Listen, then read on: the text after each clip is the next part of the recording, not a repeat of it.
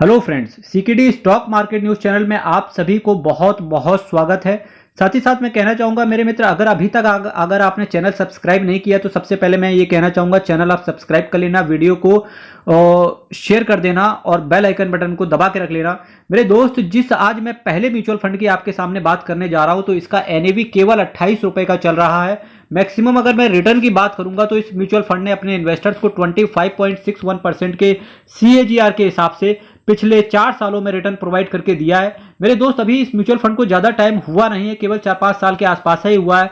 पर फिर मेरे दोस्त सीकेडी जी आप ये बताओ कि फिर आप इस म्यूचुअल फंड को लेकर के क्यों आए हो? क्योंकि इस म्यूचुअल फंड के अंदर मेरे दोस्त एक पोटेंशियल नजर आ रहा है। आप खुद पा पाएंगे इस पूरे वीडियो को देखने के बाद में कि क्या पोटेंशियल है।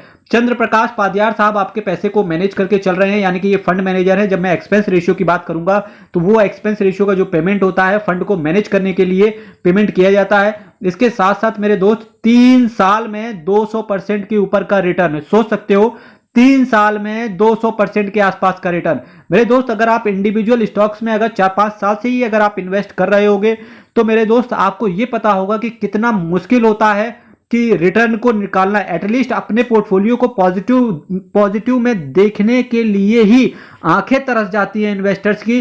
पर जब आप म्यूचुअल फंड के थ्रू आते हो, केवल एक छोटा सा एक्सपेंस रेशियो आपका जाता है, पर वहां पर कहीं ना कहीं आपको शॉर्ट टर्म में हो सकता है सेक्टर रोटेशन की वजह से आपको अपने म्यूचुअल फंड के पोर्टफोलियो को नेगेटिव में देखने को मिले, पर लॉन्ग टर्म में आपको पॉजिटिव ही देखने को मिलता है, चाहे वो कितना ही घटिया म्यूचुअल फंड क्यों ना हो।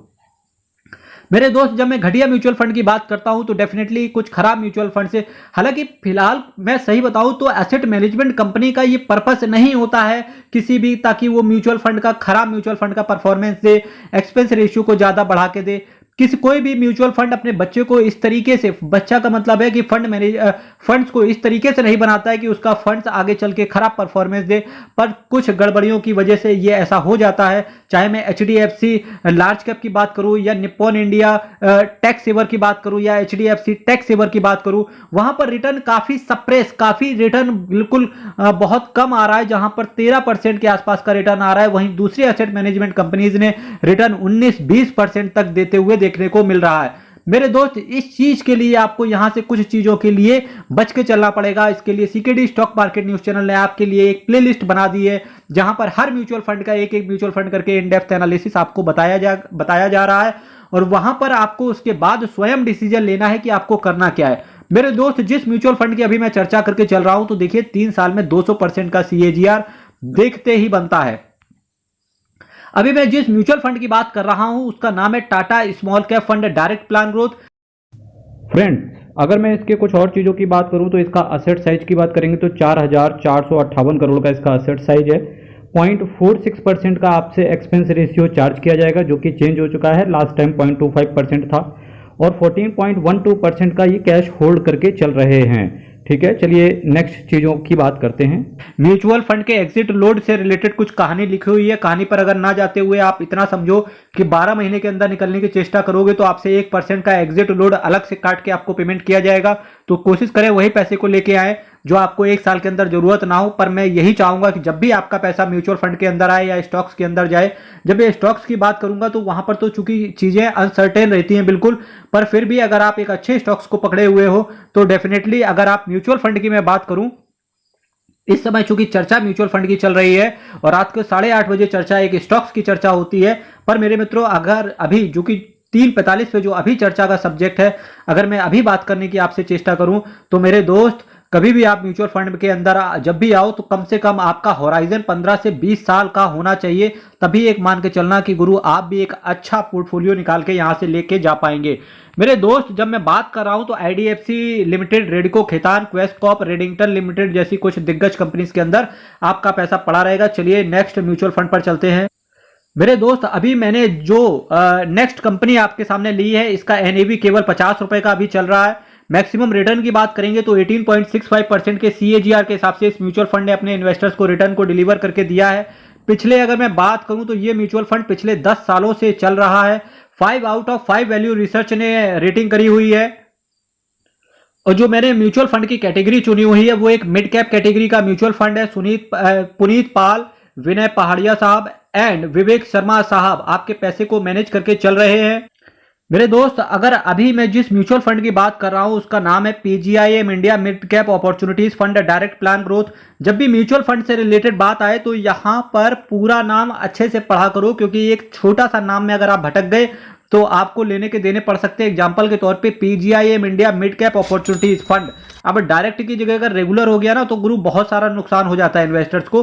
तो जब भी नाम की बारी आए तो पूरी तरीके से पढ़ो, जब भी इन्वेस्ट करने की बारी आए तो पूरा नाम लिखने के बाद ही उसको सर्च करें, तभी आपको करेक्ट फंड मिलेगा।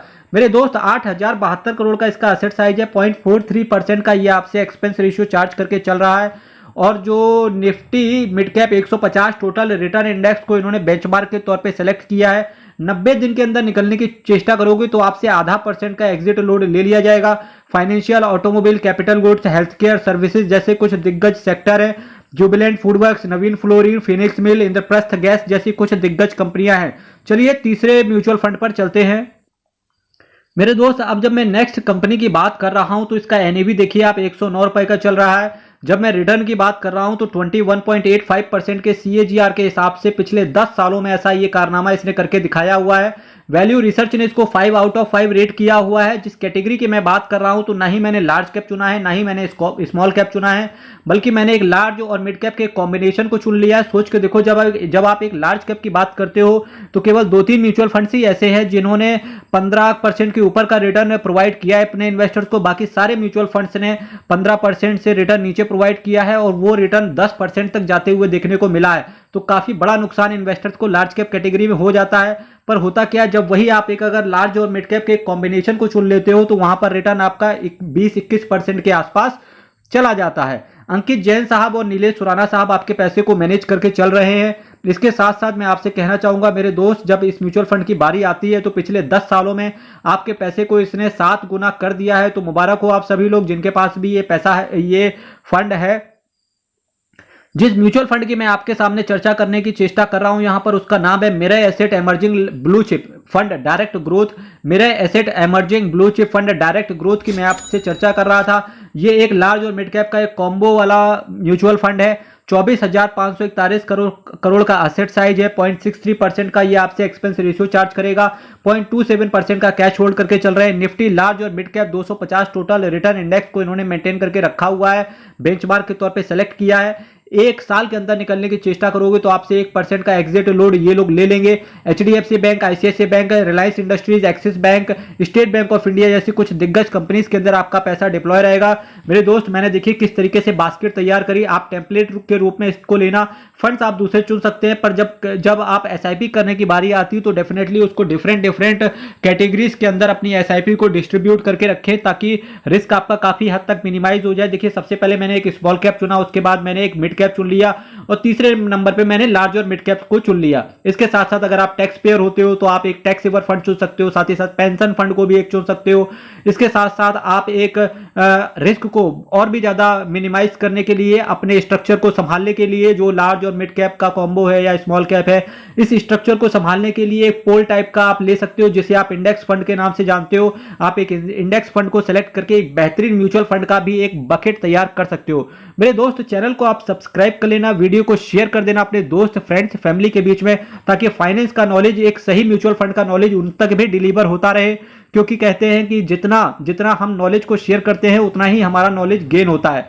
मेरे दोस्त, आप सभी को CKD stock market news channel के साथ जुड़ने के लिए हृदय की गहराइयों से बहुत बहुत धन्यवाद।